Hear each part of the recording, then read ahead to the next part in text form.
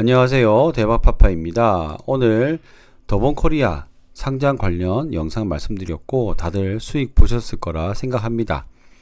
그리고 11월 8일까지 청약이 진행되는 위츠, MOT, S캠 3개의 종목이 있는데요. 밴드 하단에 그리고 밴드 하단 미만으로 결정된 공모가도 있는데요. 그래도 아직 조금 부족하다고 생각을 합니다. 이번 주 금요일 위츠 MOT S캠 하나 34호까지 진행이 되고요. 총 4종목이 되겠습니다. 먼저 오늘 말씀드릴 영상은 심도 깊은 분석이라기보단 간단한 사업의 내용과 플러스 데이터를 활용해서 제가 얼마나 저의 선택, 즉 제가 청약을 할지 말지 이런 것들을 중점적으로 알려드리는 영상입니다. 위치의 사업 내용을 보시면 삼성전자의 1차 협력사라고 합니다. 무선 충전 사업을 진행하고요. 그리고 2019년도에 삼성전기의 그 사업을 인수하였다고 합니다. 그래서 700개의 특허도 같이 인수를 했다고 하는데요. 삼성전기의 사업을 인수했기 때문에 아무래도 삼성전자에 계속해서 커뮤니케이션이 잘 될 것이라고 생각이 됩니다. 이 무선 충전은 우리가 평상시 많이 활용하는 스마트폰과 웨어러블도 있지만 자동차 그리고 전기차 무선 충전기 등등 다양한 신규 사업까지 진행하려고 하는 사업의 내용이 있었습니다. 공모가 산정 요약표를 보시면 2024년도 반기 순이익이 51억 원인데요. 유사기업 PER을 18로 잡아서 주당 평가 가액이 7,500원이 나왔습니다. 지금 공모 가격은 6,400원으로 결정이 되었고요. 여기서 조금 아쉬운 부분을 말씀드리자면 유사기업 PER이 18배인데 여기 유사기업에서 이 YM텍만 18배가 아니라 30배로 너무 높은 비중을 차지하고 있는 겁니다. 이렇게 평균을 해서 밸류에이션을 조금이라도 올려보려는 그런 내용이었던 것 같고요. YM텍을 제외하면 PER이 12밖에 안 되기 때문에 공모가 기준으로 했을 때 PER 15가 나옵니다. 이 15는 결코 싸다고는 생각이 되지 않습니다. 제가 초반에 말씀드렸던 밴드 하단이나 밴드 하단 미만이 나오더라도 밸류에이션이 이렇게 별로 싸지 않게 보인다면 그다지 싸다고 생각이 들지 않거든요. 어쨌든 공모가 기준으로는 퍼 밸류에이션이 15배라고 생각하시면 되겠습니다. 하지만 좋은 점도 있는데요. 시가총액이 794억, 유통물량 240억, 기존주주 48억으로 유통물량에 비해서 기존주주 비율이 높지 않고 그리고 절대적인 유통물량이 적기 때문에 이 유통물량에 따른 어떻게 보면 시세 뻥튀기가 조금 될 수도 있다라고 말씀드릴 수 있겠습니다. 위츠 같은 경우는요. 수요 예측 결과가 나쁘진 않았습니다. 2060건 997대 1 그리고 6,400원 초과 6,400원 이상 비율이 바로 94%가 되었습니다. 조금 아쉬운 거는 여기까지 다 좀 포괄하는 밴드 하단 정도 했으면 어땠을까 하는 생각이 들었습니다. 의무보유 하격도 0.2%밖에 되지가 않았습니다. 아무래도 시가총액을 보시면 밴드 하단으로 했을 경우에 이 회사 측에서 생각하고 있는 시가총액이 안 나온다고 생각했던 것 같습니다. 정리를 하자면요. 작은 시총이 장점이고 유통물량이 적은 것도 장점입니다만 환매 청구권도 없고 한 주당 가격이 낮습니다. 그래서 6,300원으로 20% 벌어도 이제 1,260원인가요? 수수료가 2,000원이기 때문에 한 주만 받았을 경우에 수익이 내기가 정말 쉽지 않거든요. 두 주를 받아도 20% 해도 수수료 떼기만 하면 끝이 나는 겁니다. 그래서 한 주당 가격이 낮기 때문에 많이 받지 않는 이상 벌기가 쉽지 않다. 그리고 밸류에이션이 싸 보이지 않기 때문에 30% 이상 올라가기가 그렇게 쉽진 않을 것 같다. 물론 유통 물량이 적어서 가능할 수도 있습니다만 최근 분위기가 더본 코리아가 올라갔다고 해서 다른 종목도 다 올라갈 거는 보장이 없잖아요. 그렇기 때문에 저는 3주 이상 받을 수 있을 때 균등을 하지 않을까 이렇게 말씀드리겠습니다. 만약에 경쟁률이 높고 청약 건수가 많아서 주식을 한두 주 받는다 그러면 굳이 수수료도 많이 드는데 청약을 하지 않을 거라고 제가 말씀드리겠습니다. 두 번째 종목은 MOT입니다. MOT도 역시 삼성 관련된 기업인데요. 삼성 SDI 출신 인력들이 이제 설립한 회사라고 하고요. SDI와 SK온 사실 국내 2차전지 관련 업체 중 굉장히 좋은 셀 업체잖아요. 이쪽 부분과 기술 개발과 기술력을 인정받았고 해외 업체로부터도 기술력을 인정받은 2차전지 장비 생산 업체다라고 말씀드리겠습니다. 그 2차전지 공정 중에 탭 웰딩이랑 삽입 공정 그리고 밀봉 공정까지 이 세 개 공정에 장비를 납품한다. 소재가 아니고 장비주다 라고 보시면 되겠습니다. 통상적으로 소재주는 반복적인 구매가 이루어지지만 장비주는 공장 증설 이때가 아니면 큰 물량의 매출이 나오지 않기 때문에 소재주 밸류에이션이 조금 더 높다라고 생각하시면 되겠습니다. 매출 현황을 보면은 이 중에서 가장 많은 매출을 보이는 게 바로 탭 웰딩이라고 하는데요. 탭 웰딩은 여기 스태킹된 양극과 음극에 레이저로 접합하는 공정이라고 합니다. 그래서 여기 보시면 작년 매출액에 비해서 반기 매출이 거의 2023년도 매출을 거의 다 따라잡았습니다. 그래서 이제 이게 한 51억이라고 본다면 510억이네요. 100만, 1000만, 억, 10억, 100억 하면은 이제 매출 단위로는 작년에 비해서 거의 한 50% 정도 상승한다라고 보시면 될 것 같습니다. 이게 매출액이 상승을 하는데 사실 생각보다 조금 단점이 있는 게 바로 삼성 SDI 파트너사인 게 장점이자 단점이 되고 있습니다. 제가 생각했을 때 한 회사의 매출 비중이 워낙 높기 때문에 과연 다른 업체와 이게 잘 될 것인가 하는 그런 걱정이 됩니다.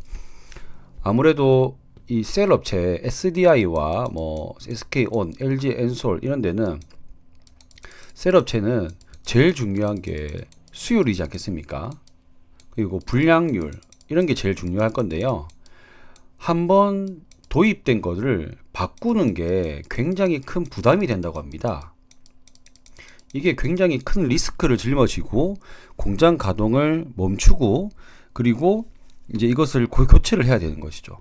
획기적인 변화가 없다면 굳이 바꾸는 리스크를 안 진다는 거죠. 그러면 SDI가 만약에 공장 증설을 하면 이 MOT 거를 쓰겠죠. 하지만 LG 엔솔이나 이런 곳은 공장 증설을 할 때 기존에 쓰던 회사 거를 쓰지 이 MOT 거를 쓰지 않을 것이다. 즉 매출의 확장성이 커지지 않는다라고 생각이 되었습니다. 자, 그래서 이런 단점과 장점이 있다라고 말씀드리고 싶고요. 공모가 산정 요약표를 보시면 반기 순이익을 70억 원 그리고 비교기업 PER을 25배로 잡았고 밴드 하단보다 더 낮은 만원으로 공모가를 산정하였습니다. A-프로, V원텍, 엔시스 총 3개의 종목이고 퍼 밸류에이션을 25로 했는데 V원텍만 유난히 높은 거 보이시죠? 그래서 퍼 밸류에이션 장비주인데 41을 가지고 온다는 것은 솔직히 말도 안 된다고 생각이 되거든요. 그래서 퍼 밸류에이션 25는 굉장히 비싼 가격이고 공모가 시총이 1158억이기 때문에 밸류에이션 이게 70억이면은 퍼가 16이 나오거든요. 자, 여기 보시면 16이면 비교 기업들 중에 가장 낮은 밸류에이션인데 큰 차이가 나지 않습니다. 상장되어 있는 기업보다 딱히 매력도가 없다라고 말씀드리고요.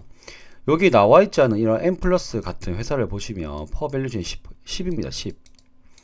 즉 M 플러스보다 50% 비싸다라고 보시면 되거든요. 그래서 제가 아까 말씀드린 것처럼 밴드 하단이지만 밴드 하단 미만이지만 그렇게 싸 보이지 않는다. 조금 더 정신 차려야 된다라고 생각하는 겁니다. 주주 구성을 보시면 시가총액이 1158억 원, 유통물량 415억 원, 기존 주주 235억 원입니다. 이렇게 봤을 때 오히려 기존 주주 비율이 유통되는 물량 중에 가장 많기 때문에 유통물량의 압박도 조금 있다라고 보여집니다. 기간 수요치 결과도 좋지 않게 나왔습니다. 위치보다 한 절반밖에 되지 않고요. 만원 이제 이상을 다 모아봤을 때 밴드 하단 미만도 지금 5%나 되거든요. 가격 제시도 좋지 않았다. 그러니까 만원보다도 조금 더 낮게 하는 게 좋지 않았을까 이런 생각이 듭니다. 의무보유 확약 0.09 없는 거나 마찬가지고요. 그래서 밴드 하단이다 이런 상징적 의미가 있지만 이런 삼성 이외의 매출이 부족하고 밴드 하단이라도 하단 미만이지만 싸 보이지 않습니다. 그리고 환매 청구권이 없기 때문에 저는 MOT는 패스하도록 하겠습니다. 마지막 세 번째 종목으로 SKM을 말씀드릴 텐데요. OLED, 2차전지, 헬스케어, 즉 이런 소재를 하는데 거기에서 세 가지 영역, 사업 영역을 곁들였다라고 보시면 되겠고요. 과연 이 중에서 주력 매출이 어딘지를 한번 봐야 될 텐데요. 주력 매출은 바로 OLED였습니다. 참 아쉬웠습니다. 사실 여기 2차전지나 헬스케어는 과연 사업보고서에 넣어도 되는가 싶을 정도로 매우 낮은 매출을 보여주고 있고 그냥 OLED 소재 회사다라고 보시면 되겠습니다. 그나마 다행인 건 매출만 봤을 때 2024년도 반기 매출이 작년보다 조금 더 상승 추세라는 것은 조금 다행이었습니다. 공모가 산정 요약표를 보시면 현재 이제 단기 순이익의 현재 가치를 56억 원으로 보았고 밴드 4단보다 더 아래 많이 아래인 만원으로 결정이 되었는데요. 유사기업 PER이 26.66배인데 공모가로 기준했을 때는 PER 14배입니다. 아까 M 플러스 10배 보셨죠? 물론 소재주가 아닙니다. 그런데 여기 나와 있는 이런 걸 보시면은 소재주가 조금 더 PER이 더 많이 비싸게 쳐준다고 하지만 이렇게 44배까지 가져와서 비교해야 되는지 참 거시기한 그런 마음이 듭니다. 어쨌든 공모가 기준으로는 14배, M 플러스 10배, 그리고 P&H 테크 10배. 참 이게 밴드 하단 미만이지만 와 쌉니다 라고 말씀드리기가 조금 애매해 보이는 게 사실입니다. SKM 수요치 결과를 보시면 청약 건수 그리고 경쟁률 다 낮게 나왔습니다. 그리고 공모가 이상은 98.4%입니다. 이게 바로 아까 MOT와의 차이죠. MOT는 이제 95%, 요거는 98%. 의무보유 확약은 역시 없는 것과 마찬가지고요.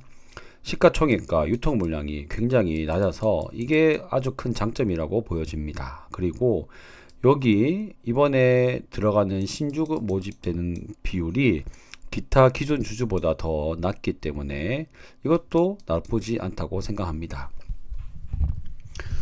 그래서 적은 시가총액 및 유통 물량과 그리고 환매 청구권이 있습니다. 요게 가장 좋은 장점이고요.